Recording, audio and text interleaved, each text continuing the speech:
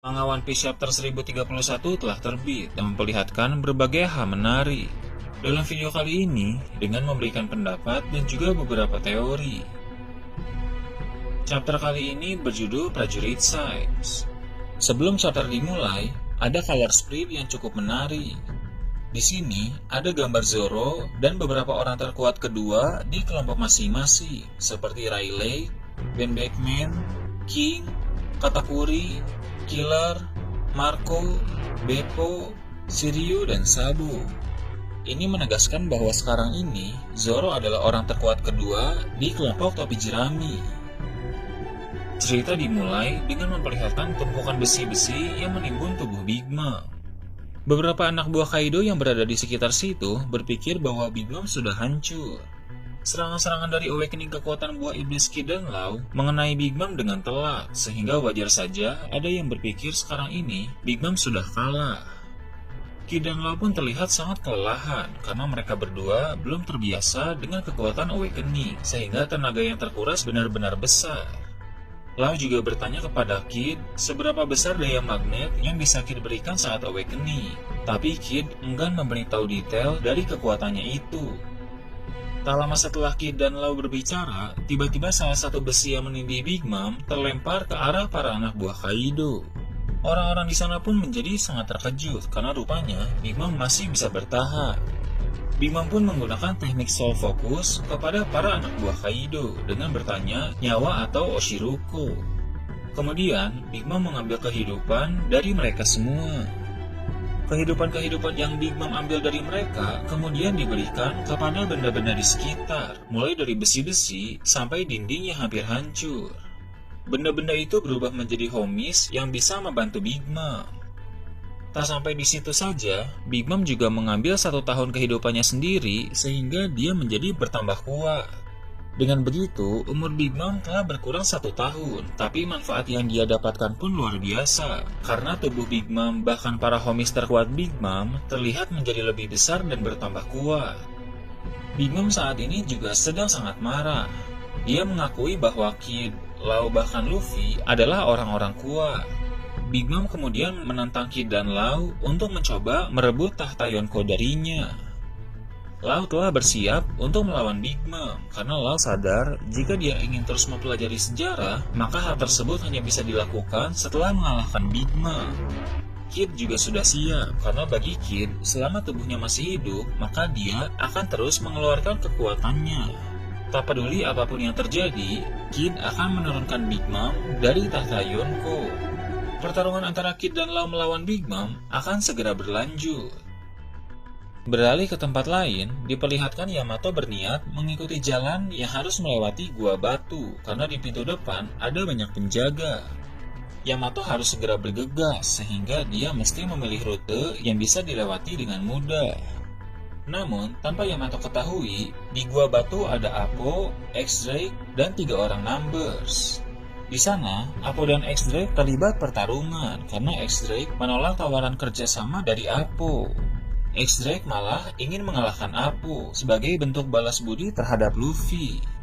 Appo terlihat kesulitan saat menghadapi X-Drake karena X-Drake tahu cara menghindari serangan Appo. Setelah itu, gerbang gua batu hancur karena Yamato menerobos masuk dari sana. Yamato pun terkejut ketika melihat ada Appo dan X-Drake karena mungkin saja dia berpikir tidak akan ada orang-orang kuat di tempat tersebut. Appo yang melihat Yamato pun mulai berpikir untuk mengajak Yamato beraliansi, karena Appo juga tahu Yamato itu musuh Kaido. Namun, sebelum Appo mengatakan niatnya, Yamato telah terlibat bentrok dengan X-Drake.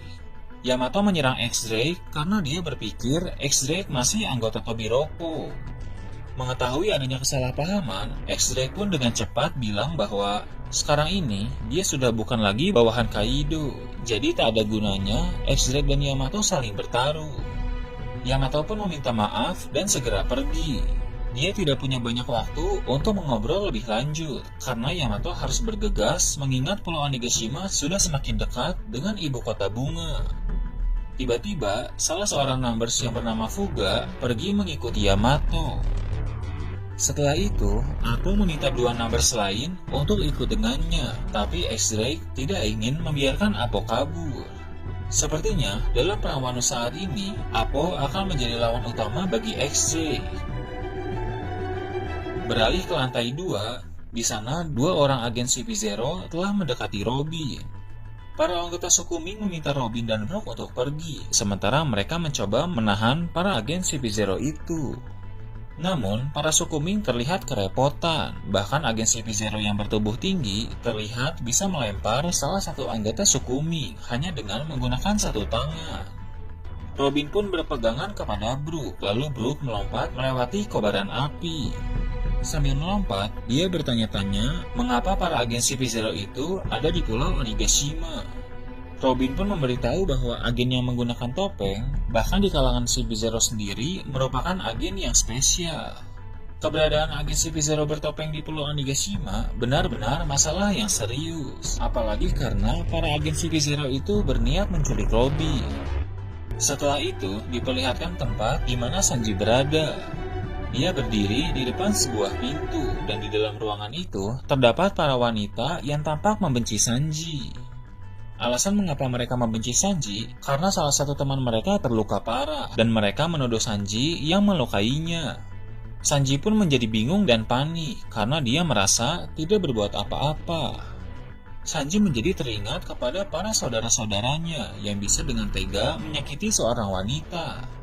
Mental Sanji pun menjadi kacau, karena seperti yang kita tahu dari chapter-chapter yang lalu, ketika kekuatan Super Sanji bangkit, Sanji khawatir dia juga akan berubah menjadi monster tak berperasaan, seperti para saudaranya. Tak lama kemudian, Queen sudah tiba di dekat Sanji, tapi Sanji tidak mempedulikannya.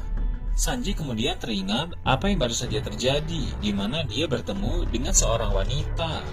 Lalu secara tiba-tiba, wanita itu terhempas dan terluka.